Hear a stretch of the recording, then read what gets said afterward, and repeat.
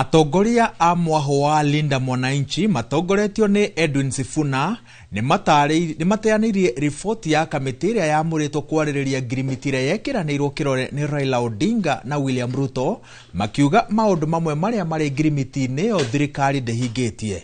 Atongoria aya no mamenereirie aruna ao a kĩama kĩa ODM, makiuga ni marekete President William Ruto athũkie kĩama kĩao.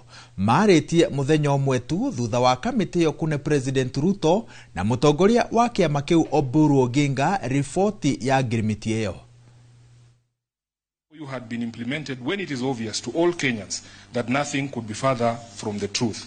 This fact became apparent in a most embarrassing manner when attendees led by the Governor Cecily Mbarire openly challenged the President on the contents of the so-called report.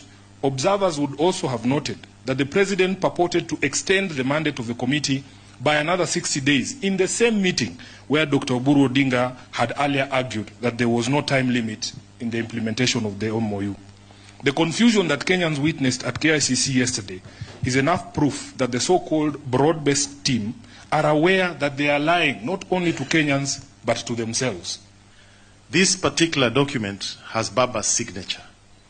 So it is important that people get an accurate, truthful, independent, impartial, and correct report on what is being done about Baba's commitment to Kenyans when he signed the 10-point agenda.